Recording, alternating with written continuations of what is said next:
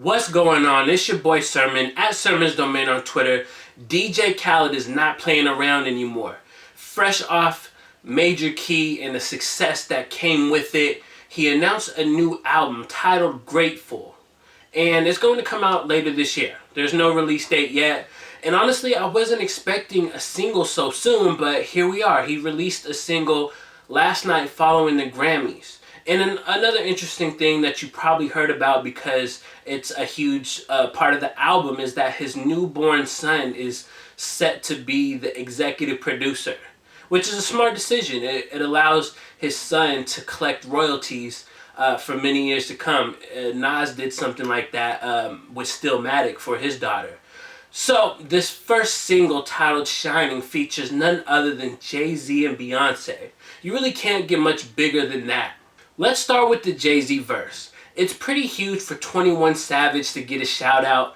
Jay-Z on his creative tip. He doesn't really co-sign too many artists like that. So for him to not directly shout out 21, but still use him in a creative way. 21 Grammys, I'm a savage. That is cool. It's creative for Jay-Z, and it also lets people know that he's keeping his ear to the streets. He sees what 21 Savage is doing.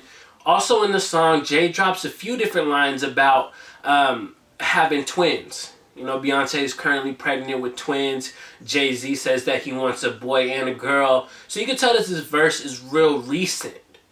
And it's also going to be another launching pad for the impending Drake versus Jay-Z feud that continues to bubble. I don't know if it's ever going to boil over, but we've seen them throw subliminals at each other throughout the last year, probably the last 2 years at least. So Jay-Z uses this verse as an opportunity to subliminally respond to some lines from Drake's Summer 16. Jay says, I know y'all ain't talking numbers right. I know y'all ain't talking summers right. I know y'all ain't walking around talking down, saying boss shit when you a runner right. Personally, I'm a little over the subliminals. I think it is just becoming a bit stale. Only because it's just the same thing over and over again. Drake, he's the man right now and he throws some shots. Jay, who has accomplished more, knocks him down and says, you haven't done this and this and this. You're not a boss until you own everything that you've ever put out. And so I look at it like the idea of these two having a feud is exciting, but this is just my personal opinion. I just look at it like it's becoming stale. You kind of know what to expect from their responses. Nobody is throwing a shot that's going to get the other mad. It's just little playful jabs, and that's cool. But I think at this point, it's is this going to stay at this level, or is it ever going to go up a level? I mean, Lil Wayne was saying that he'll kidnap Beyonce on a record.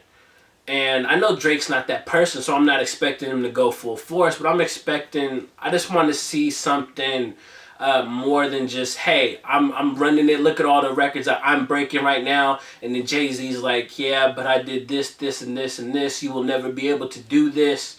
That's pretty much the basis of this subliminal war. The rest of the song is pretty much Beyonce, and I say that as a good thing. This record is nice. It could be a hit. I listened to it so many times, and even after I had all of my notes, all of my ideas, I continued to listen to it. I think that speaks to how much I like the record. It's very melodic. It falls in line with Khaled's positivity kick. He's always been on this positive wave. You follow him on Snapchat, you listen to him on records, you watch his interviews, you pick up his book. He's all about positivity, and this record is all about continuing that with more success, with more wins, all of this winning. Beyonce saying, don't try to slow me down. It all just falls in line with Khaled's message, and I think that's why it works. Not to mention you have two of the biggest artists in music on the same record, so that's going to help.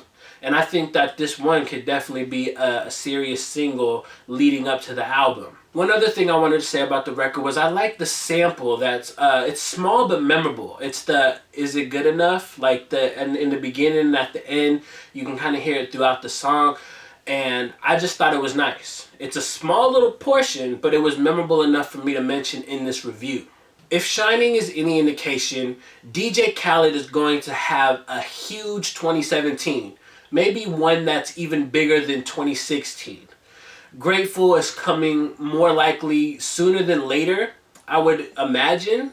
I don't think he's going to sit here and make us wait until like August or, you know, the fall or anything like that. I think he's going to put this album out, I don't know, I would say before the summer. Because, you know, Khaled in the summer anthems, he's going to want to have something that bangs out all summer. And I think having that album out is going to help, because those streams will help and people will be more inclined to buy the whole album. And so I think Khaled knows exactly what he's doing. And throwing out Shining as the first single is a great idea. And lastly, I just can't wait to see all the combinations that Khaled brings together. That's something that is always a huge selling point for any DJ's album. So those are my thoughts on DJ Khaled's brand new single, Shining, featuring Jay-Z and Beyonce. After you listen to the record, let me know what you think about it in the comment section below, and then like the video, subscribe to the channel if you're not already, share the video. Follow me on Twitter at @SermonsDomain, and as always, thank you for your time. I appreciate you for watching, and until next time, peace.